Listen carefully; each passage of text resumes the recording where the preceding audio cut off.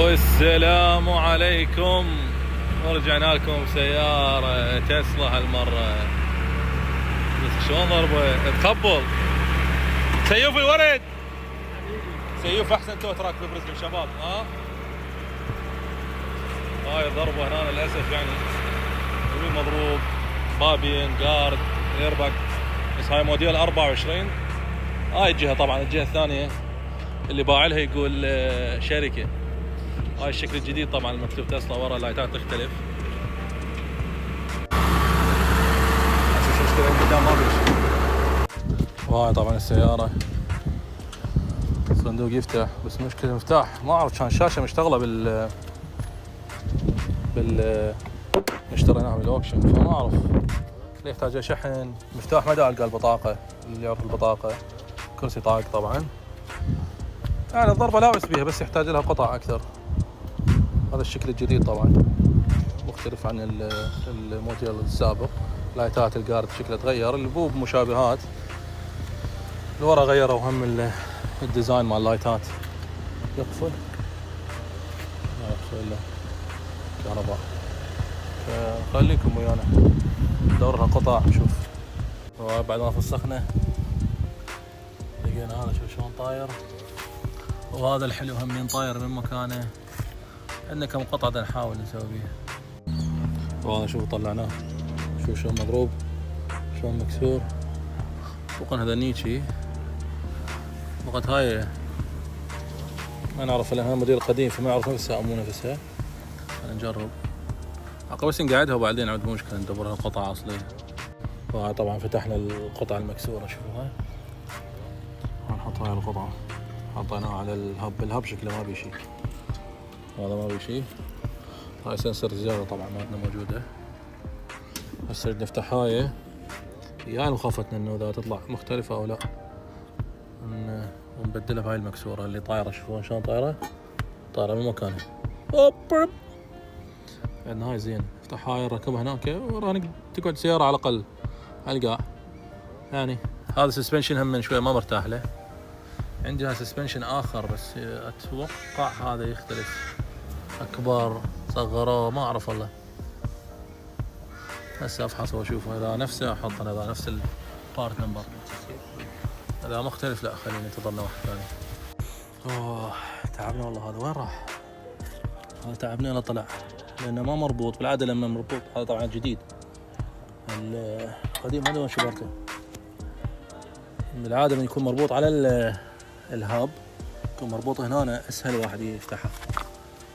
بس هذا المره لين كان مكسور هياته بالارض، مرة لين مكسور شويه يظل يفتر فيعني بعد عده تولز ولزمناه يمين يسار انفك. وهاي ربطنا اخر برغي. شو شلون قاعد. هذا اللي كان مكسور طبعا. نحط الويل هذا نقدر ندفعها كذا. هذا ما بدلنا لكن شوفوا بعدين شلون شكله. عندي واحد ثاني بس ما اعرف يقولون يختلف فما ردت افتح وسخ بس بعدين. وهاي شوف بعد ما خلصنا حطينا الويل طلع شكله ويل. خلينا ننزل ونشوف شو يصير. يا سلام اعطيها بس المشكله ماكو مفتاح شلون همشيها. وهاي بعد العواصف هاي شويه كان الشباك مفتوح غطيناها متاخر لكن شويه ميه هنا لكن بسيطه. واخيرا وصلنا هذا تولز حتى نفتح الطبق اللي ورا.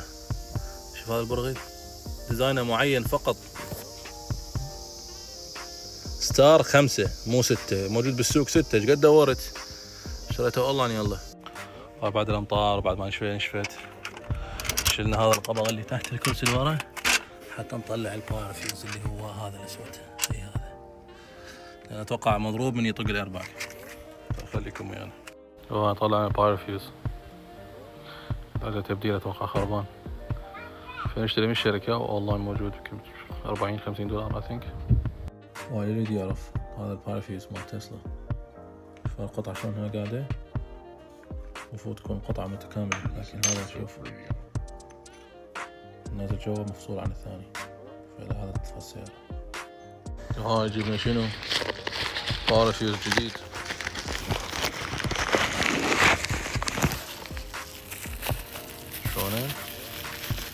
جديد. نركب ونشوف دعواتكم، اكتب عليه تسلا وحركات. هذا هو، نركب ونشوف بلكي تشتغل يا رب. هاي ربطنا الباير فيوز الجديد. شنو؟ هذا القبر